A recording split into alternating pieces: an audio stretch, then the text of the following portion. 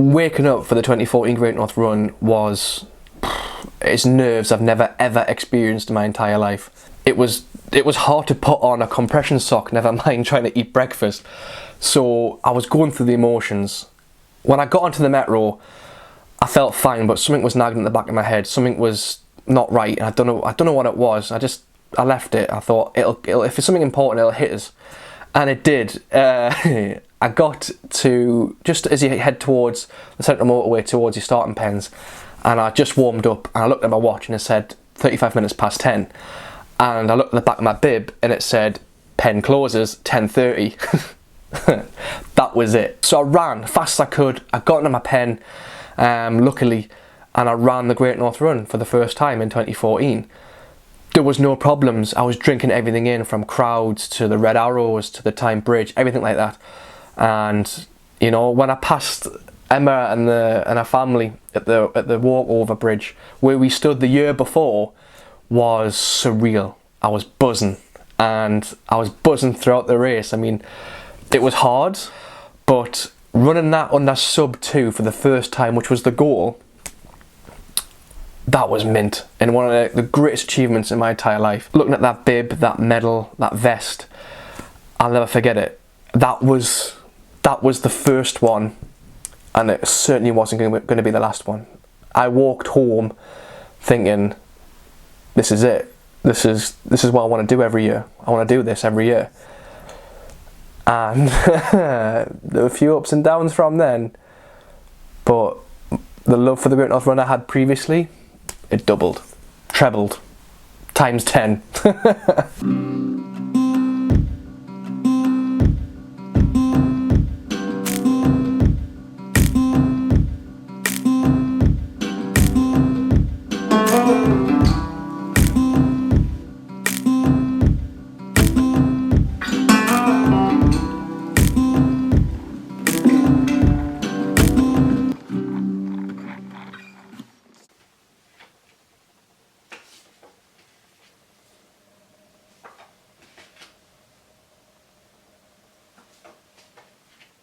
I think it's safe to say that I've always been active and I've always loved sport, even from a very early age.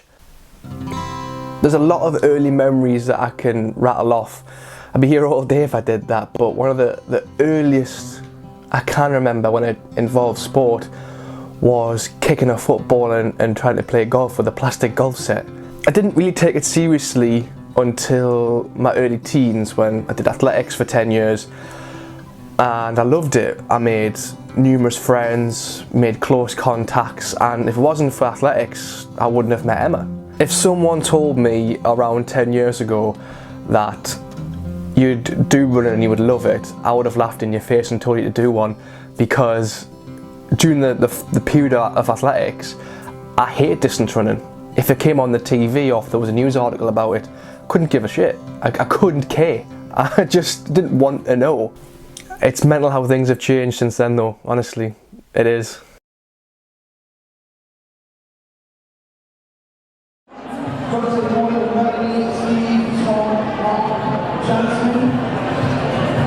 Every year I pick 3 running events to add to the training programme leading up to the Great North Run, and the Bladen Races is one of those races that's immediately cemented into the training programme because it's just amazing. I was first introduced to the Bladen Races back in 2015 via my uncle, who's ran the event numerous times, and the passion that he kicked out when he was telling me about it was just incredible, where I thought, alright, I'm going to give this a go. This was following the 2014 Great North Run, and I was a little bit lost with running and what events to do, and once I ran the 2015 Bladen, I've never looked back since, because it's just one of those events.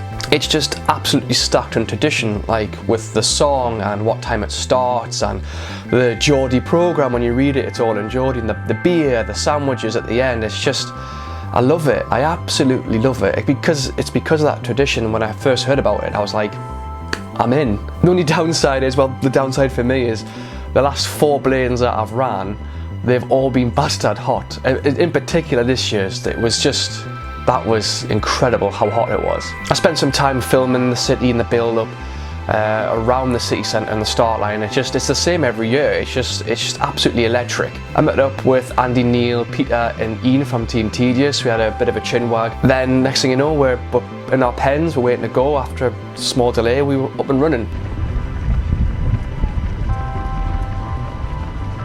That's the first time that I questioned myself during a race of, I don't think you should finish this, I think you should just stop and get the DNF. And that was tough to sink in. I mean, the race itself was a good test because I was coming off a calf injury then, and I thought to myself, if I couldn't get past this event without pulling the calf or the calf kicking off, then the Great North Run just wasn't going to happen, basically. And what made it worse was this event was the first real run of the training program. There was no building foundations leading up to this. The Bladen Races was the first run and the first training run on the program, so if I couldn't even do the first one, how the hell am I going to do Great North? There was a lot of pressure there, but luckily I finished, crossed the line, and I was delighted that A, I got my beer, and B, that I finished it in one piece. The calf was fine, but I walked away from that with the Team Tedious lads, and deep down the inspiration and the motivation it wasn't there. So I contacted someone who knows all about motivation, all about inspiring people to chat to, and I just wanted to get his take on not just the Great North, but why he runs or why he walks. And the things he's done is incredible, and I'm absolutely delighted and honoured that he's a friend of mine now. So I went across to Moncton and spoke with this wonderful fella. Every step I took with that race, even though it hurt, all the roses around us were actually up and down. You could see the messages on them, and I kept reading them on the way around, and it breaks your heart sometimes to see some of these messages. So this one, I've got to be honest, this, even though it's sort of like an inconsequential sort of thing, and the whole thing, it's not the first one, it's not this, that, and the other, it probably means a lot more than most because of the fact that the pain I went through to get to the end of this race. Like I said, the dress weighed 3 stone 9 pounds, something like that, and my ankles weren't great at the time. I just had an operation that year, and it was just sort of like, yeah, it was something else. So I treasure these, absolutely treasure them. It was 1984. One of my friends dropped out, he asked if I wanted to run, and I used to be the cross-country champion at the school I was at, and I loved it, absolutely loved it. And from that day, my whole year has been sort of like thinking of the Great North Run. Even when I was in the Falklands in '92, I hated it because I knew I was missing the Great North Run. Do you know what? Because I used to train when I was younger, and I used to train at Moncton Stadium and that, I wanted to be part of the Northeast sort of thing. Do you know what I mean? Because to me the Northeast means everything, absolutely everything. I love it to bits, and this particular area gets behind people. They really do. And like I said, even back in the early days, in the early 80s, the crowds were amazing, man. When you get to the start line, right, you've got people from Ireland, France, Germany, Italy, America, all coming together. And from my point of view, because you know I'm in the big pink dress, these people come to me and say, oh, can we have a photo with you and all that sort of stuff. And you hear from these people afterwards as well. This is not just a one-day thing. You get to see these people online, the messages saying, oh, we love what you're doing and all that sort of thing. But the actual event-wise, it is just, John, you try and put stuff into words sometimes, right? And you can it with the Great Northern. And big up to Brendan Foster for starting this, because I'll be honest with you, I don't think our area would be the same without it. I know it wouldn't be the same without it. And for me, especially this year, very poignant, because it'll be exactly 4 years to the day from when I started Big Pink Dress in 2014, and I'm getting an award that day from the Prime Minister, and it is literally mind-blowing to me that in just the 4 years, if it wasn't for the Great North Run, Big Pink Dress wouldn't have existed. I wouldn't have raised tens of thousands of pounds. I wouldn't have helped people with cancer and all that sort of thing. So my heartfelt thanks to the Great Run, absolutely. These days, the motivation for me has got to be the fundraising I do. Do you know what I mean? Everything I do these days is about me fundraising. And you will never get a better race to do it in, because, like I said, everyone gets behind you. From the very start of the day, I get the early metro up in the morning, and we're talking like 7 o'clock in the morning. I'm there by 7:30.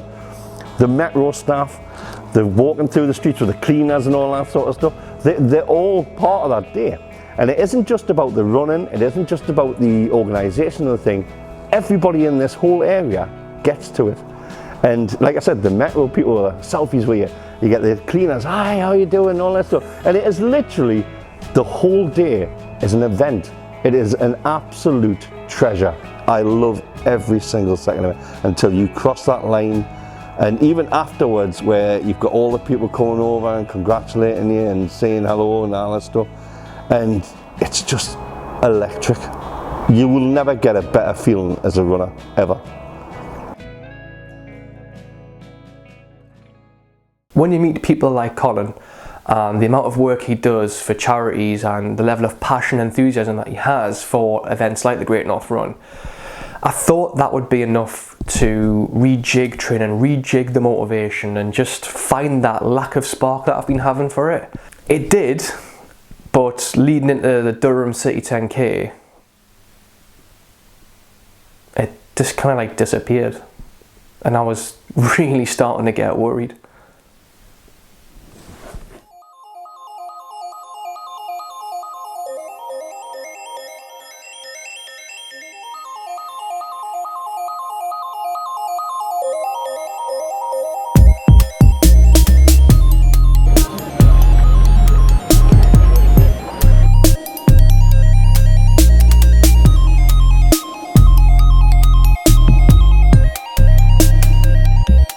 This race, I didn't do a lot of training. It kind of fell off a little bit from blading. The knee and the calf was fine. I mean, I just had no motivation to get out and run over a weekend or go outside and do some gym stuff. There was just no sense of urgency about getting training done, and it was frustrating. If I couldn't get around this 10K, then there was no way I was going to get around a half marathon distance. It just wasn't going to happen.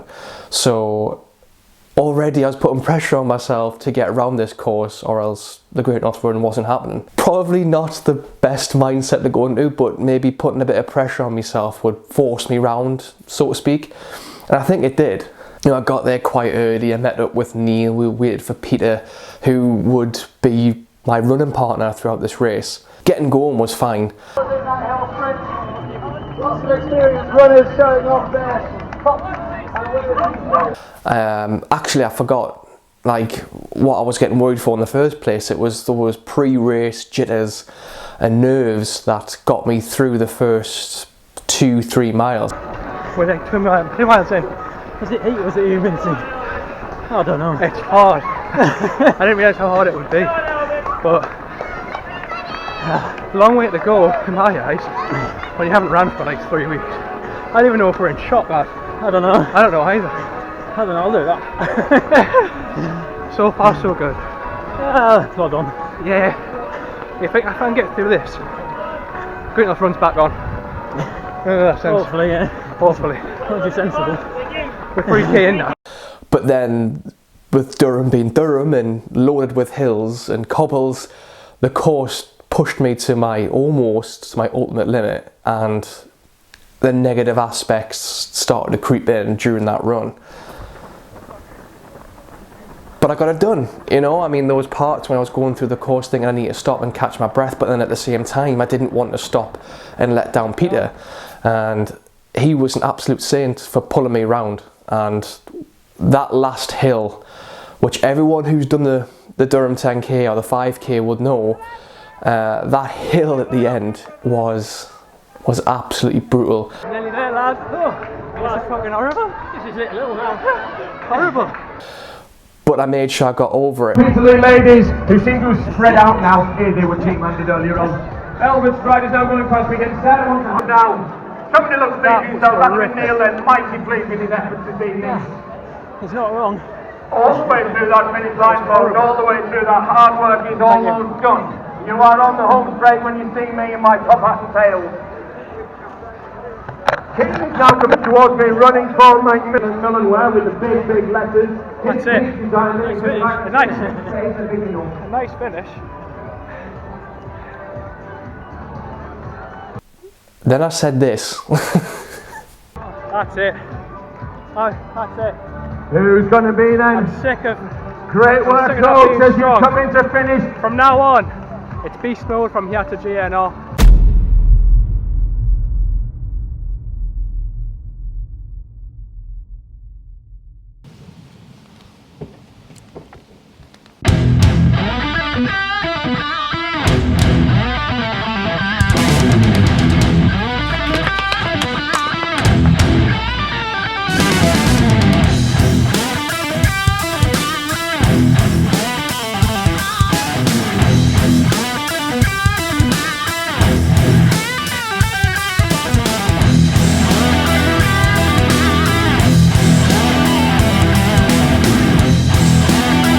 Again, I thought the motivation had come back a little bit.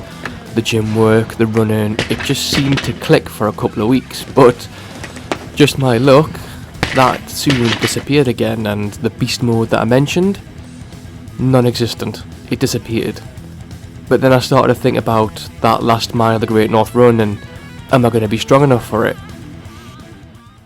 When people sign up for the Great North Run, they might not get it when it comes to the finish line in South Shields. It's iconic, the finish line. I mean, name me a more iconic finish line on the running circuit than South Shields at the end of the Great North Run. That last mile is, everyone will tell you who's run it before, it's the longest mile ever. So to get a flavour of what it's like for someone who lives in South Shields and what it's like to experience building up to the Great North Run and define it in terms of a feeling, I couldn't think of anyone better than to go and see a good friend of mine who I've only got to know over the last couple of years, but she's been an absolute star when it comes to stuff like this, and she gets it. I still remember the feeling I got when I crossed that finish line the first time I finished the Great North Run. It was the first time I'd ever finished a half marathon, and I remember when you see the 200 metre sign, you kind of turn off to the right a little bit where you see the finish line, and I cried from the 200 metre line all the way to the finish line, because it just meant so much that I'd actually been able to run 13.1 miles. I think the Great North Run means a great deal to the whole of the Northeast. I mean, you can ask anyone about the GNR, for argument's sake, they will know straight away you were talking about the Great North Run. Everyone in the Northeast will have a family member where the Great North Run means something to them. So now I've moved to South Shields and I live relatively close to the seafront. I see the finish line go from being a patch of grass to this amazing stand where thousands of people gather to watch and run. So it brings a lot of excitement to South Shields. I'm always texting my friends who live in Durham, and I'm saying, oh my gosh, you'll never guess what's gone up. I saw the finish line today. The finisher seats are out. It's going to be so cool. It just gets everyone so excited. Whenever I see the finish line go up though, it also makes me feel like I should have probably done one more long run or just thrown in another training run somewhere along the line.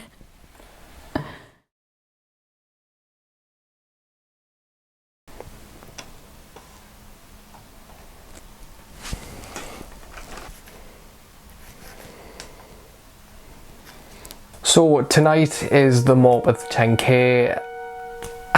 I'm not gonna lie, I'm not looking forward to it. I'm tired, I can't be bothered, but I want to support my local running club. I mean, I'm not a member, but they've put the race on, so I want to support it. I'm going to give it a go. I'm going to run there, run the race and run back. That should be in and around 8-9 miles. We'll give it a go. The training for the Great North Run, it's not been great, I'm not going to lie. So I'm just going to go out there and just run the race.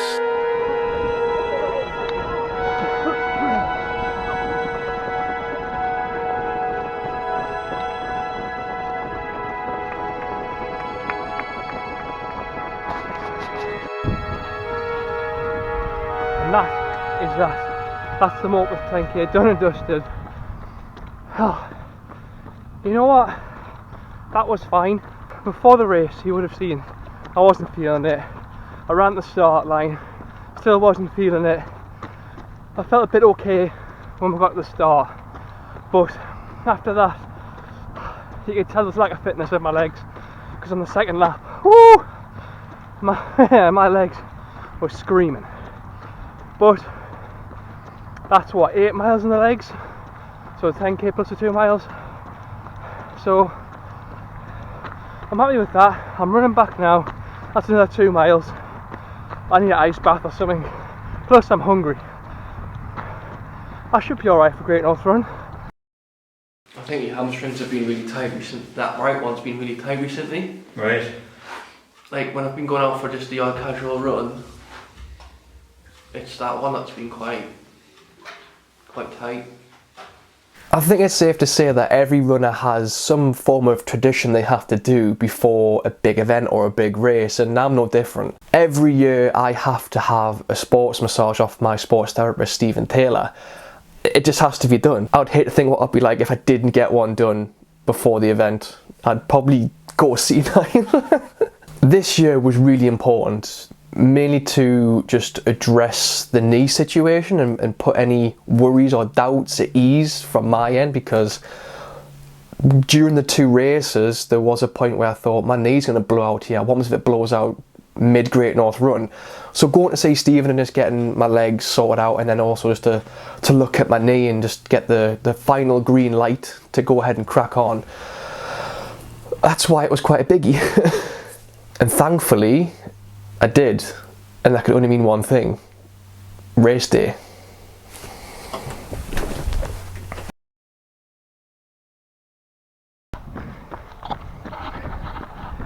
See, this time last year, I was running along here and I was telling myself I was okay. I was okay, I was relatively fit. I put in 3 months of graft to get Great North Run fit. Fast forward 12 months later, I'm on a 10k run, the last one before the Great North. I haven't put any effort in, let's be honest. I've rarely run, it's been lethargic. If I was to grade my training for this year's Great North Run, it'd be a D. I'm not upset, I'm not angry, a little bit disappointed, but what I've discovered is, as I've ran the odd run, 8 miles, 7 miles, 10k's and stuff like that, I've been relatively fit. Like when I ran the collective 10 miles for the month with 10k, I ran there, ran a 10k, ran back home, and I felt fine. There's been days where I've just not had the energy, can't be arsed, lost a running mojo. It happens, but rather than let myself sink into a hole and bury myself and not do any training, there's been times I've had to force myself out, which is good.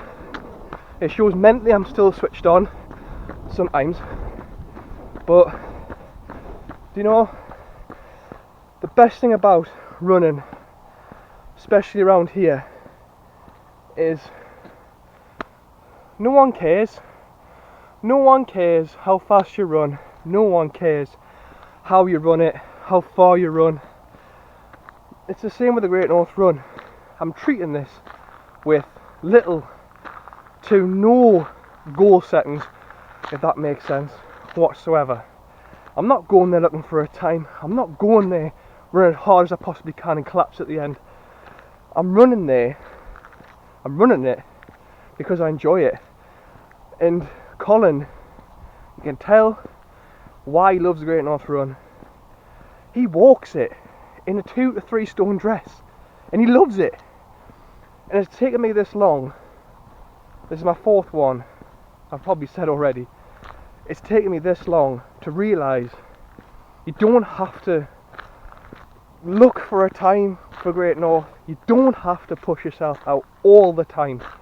Just go out there, smile, clap the hands, get involved, chat with the crowd, walk if you have to.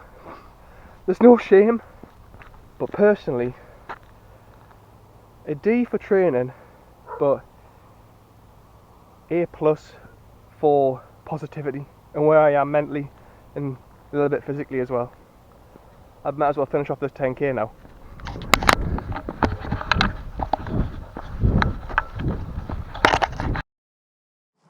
My love affair with the Great North Run started probably back in 1990, where I was watching it on the old BBC and used to see all them people crossing the Tyne Bridge, the Red Arrows and Steve Cram and all these people, Brendan Foster, and it was just amazing. And seeing that as a young kid, I used to watch that more than the London Marathon. And don't forget, I'm a Londoner, so the London Marathon is a big deal, but I fell in love with the Great North Run, and I can't explain why. I think it was just the pictures and the images of all those people crossing that bridge. It just captivated me. And obviously I got into running, and then the first thing I wanted to do was to do the Great North Run. And I went up there and I trekked up there, and it took like, I don't know, 5 hours or something stupid like that. And you can't explain it until you've done it. The feeling when you cross that bridge with all those people, and even the vibe in the pens before the race is something that you just, I say, you can't explain it. And even with London's an amazing event. The London Marathon is an extraordinary event, and you've got to do it. But the support and the sort of vibe from the crowd you get, and it's the people, I think, of the North East. Just the whole weekend with the people and the vibe down at the quayside and everything. It's just amazing, and you've got to do it to feel it. And once you've felt it, you're like hooked. And that's the thing for me, I'm hooked. The first thing on my calendar, whenever I do my scheduling for the following year, what races I'm going to do, the first thing I put on it is the Great North Run. I just love it. And you've got to do it to experience it. And once you've done it, and once you've gone down that hill and you've turned onto the beach down in South Shields, and you hear the roar from the people, and you hear people shouting your name, you see people walking, but people are shouting at them to get going again. You've got to do it to feel it, to understand what it's all about. And that's what the Great North Run is for me. And that's why I get on a train from Stevenage every year, head up to Newcastle and do the Great North Run. I'm just in love with it.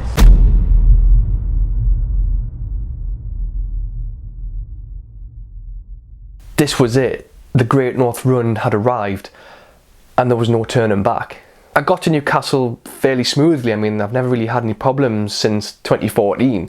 I mean, I got taken to the train station by Emma, and the train was on time, there was no delays. And I'll be honest, when the train pulled into Central, you get to see a quick shot of the Tyne Bridge. And when I did, the amount of goosebumps that I got and the shivers that went down my spine were incredible, because it's just so iconic, and knowing that you're going to run over it in a couple of hours was just, the excitement was coming back. Walking through Haymarket, through Newcastle University, and seeing everyone head towards the start line was just crazy. It was just so good to see, and bumping into 40 and the gang at the 40 Runs community was a perfect distraction for the task at hand. But what made it extra special was the day before. The City Games had been and gone, and me and 40 had a chat with, not just by the podcast, but, you know, face to face, because it was the first time we met each other. But then on the metro home, I got a DM from Colin, who said to give him a call, and we chatted, and he told me to come find him at the start line. And after I said my goodbyes to everyone at the 40 Runs meetup, and I found Colin, and he gave me a pass to get to the start line. And I'm going to take you for a quick spin. This is what it looks like. This is what everything looks like. This is where the VIPs are. This is where all the posh people are. People in costumes, everything. It's mental, but it's just incredible. Right, so I'm at the start line. I'll record. So I'm at the start line, which is just there, you can see it, and I'm a bit starstruck and a bit overwhelmed, because Colin, big pink dress, sorted me out with a guest pass to get on the start line, but also a VIP wristband to get into the VIP tent after the run. This is just, it's mental, because it's not because I'm in the same tent as like Ross Noble, Vicky Patterson, like Mo Farah, you could say. It's the fact that, like, it feels that I'm getting rewarded for all the hard graft I've been doing. And it's getting a bit emotional because it feels like it's starting to pay off a bit. And I am really thankful for Colin for being a tremendous sport. For sorting this out for us. He said he was going to sort it out for us, and he did. And fair play to him. He's kind of just made this whole deal a bit more surreal now. So does that mean I'm going to be on for a PB? Maybe now because I'm near the front. But it's just enough. And now I've just got to get through it in one piece and make sure I don't blow up or go too fast or get injured or fall ill or shit myself. But I'm going to try and get as many shots as I possibly can. See if I can get the warm-ups in, start the race. If the noise goes fuzzy, I've put the GoPro in its casing just in case it falls out my hand or it starts to rain. But just to sum up before I get going, this is the dog's bollocks this night. That moment made my Great North Run before I even started. Before I knew it, we were caught at the start line and the Great North Run 2018 had started.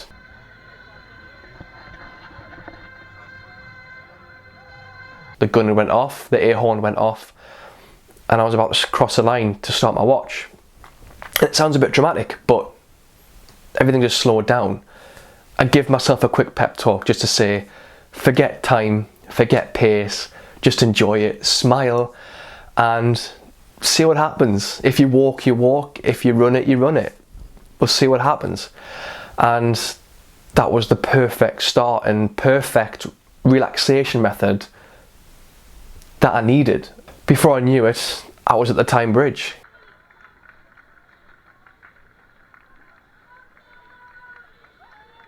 I looked around and it was just a sea of people. It was incredible. Already the temperature was starting to creep up a little bit and people were struggling, so I made sure I'd give them some encouragement, and if I could give a high five to someone, I would.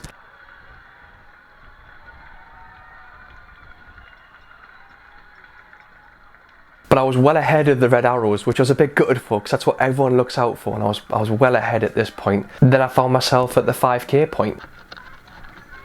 The first 5k was fine. I felt actually alright. I genuinely thought that I was going to get round in one go.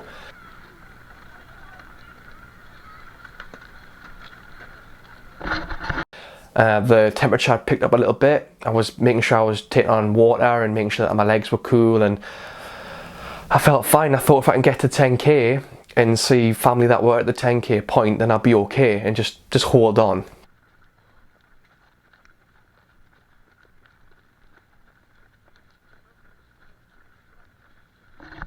When it got to that 6 mile point, my body wasn't liking it. My legs were starting to struggle. My body was just like getting tired and it felt heavy.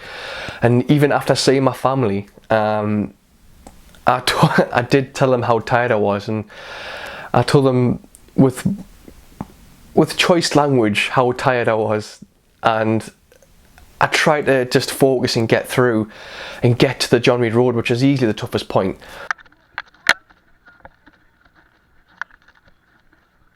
But then I got to mile 8 and that's when things just went downhill a little bit.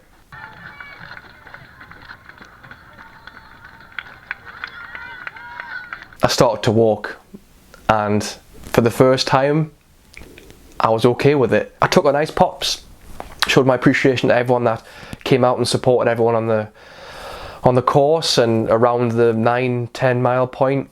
But then when I got to the bottom of the John Reid Road, just as you enter the nuke, the final stages of the Great North Run, that's when my body was just like, it's had enough. It's time to just stop and just give yourself a break. I walked across the roundabout, I took on a full ice pop, enjoyed it, and then I thought, if I'll get to the brow of a hill and then just make sure I can run this last mile. When it got to the point of Marston Inn, I knew I was going to be okay. I started to run, I felt fine.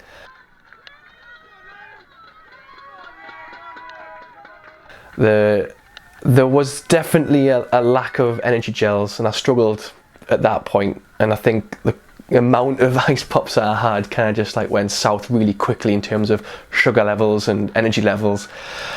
but I wouldn't have changed it. Then we got down that bank, turned left and seen that last mile, and even I've mentioned it, it's the longest mile ever, but it really wasn't this time round. In fact, it wasn't the longest, nor was it the shortest. It was slap bang in the middle of doable.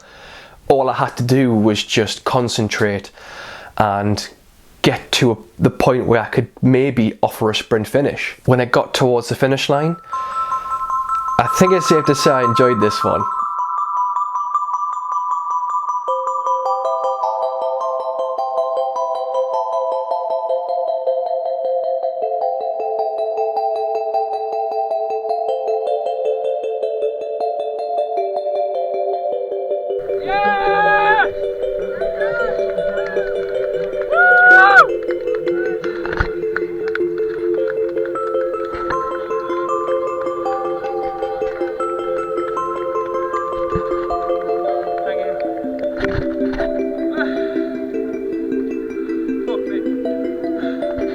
Then I made my way to the VIP tent. Again, I have to thank Colin for giving me this opportunity and giving me the wristband for it, because I was famished. And the first thing I did was I sat down and I just ate.